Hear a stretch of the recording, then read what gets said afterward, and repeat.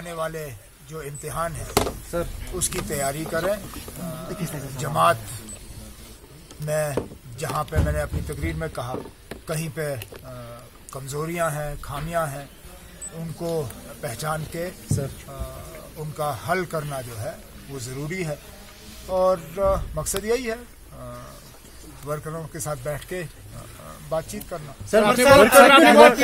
जनूबी कश्मीर जो पहले गढ़ माना जाता था नेशनल कॉन्फ्रेंस को, आपने एक बार फिर कोशिश की जनूबी कश्मीर में लीडरशिप से मिलने के लिए, क्या उम्मीद है कि इस बार आप उस पोजीशन में वापस आ जाएंगे जनूबी कश्मीर? जनाब हम तो उम्मीद लगाए बैठेंगे, लेकिन पहले तो अल्लाह ताला को मंजूर होना चाहिए और फिर आवाम को।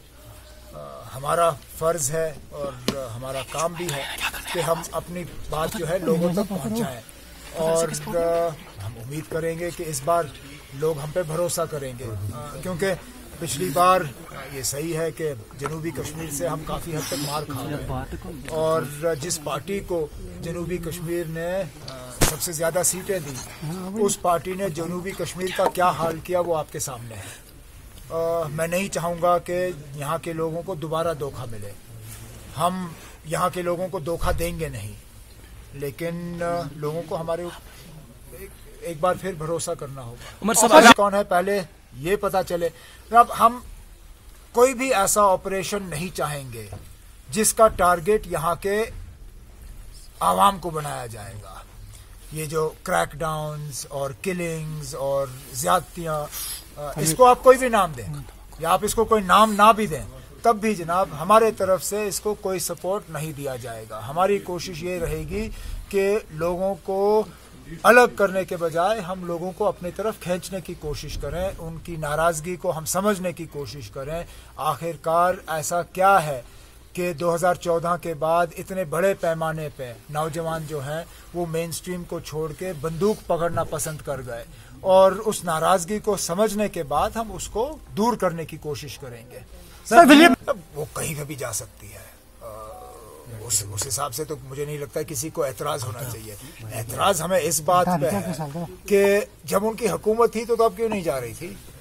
तब तो वो कुछ कर सकती थी उनके लिए, तब तो वो चीफ मिनिस्टर थी, वो यूनिफाइड कमांड के हेड थी, मरकज़ में उनका चलता था, प्राइम मिनिस्टर के साथ उनका रवैया राफ्ता जो है ठीक ठाक था, डिफेंस मिनिस्टर के साथ वो टेलीफोन पे बात करती थी।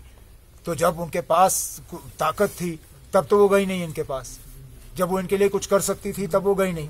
आज जबकि हुकूमत रही नहीं, आज जबकि आप उनकी पार्टी में भी अब हालत ख़राब है, आज उनको दोबारा इन लोगों के घर याद आए। मुझे इस बात से एतराज़ नहीं है कि वो जा रही हैं, मुझे इस बात से एतराज़ है कि हुकूमत में रह के वो नहीं गई। उनको ये बातें सिर्फ हुकूमत के बाद जो है ये याद आ जाती है। तो वोट के लिए कर रही है उमर साहब? उमर साहब अपनी मर्जी का मालिक है, वो जहाँ जाना चाहे जाए।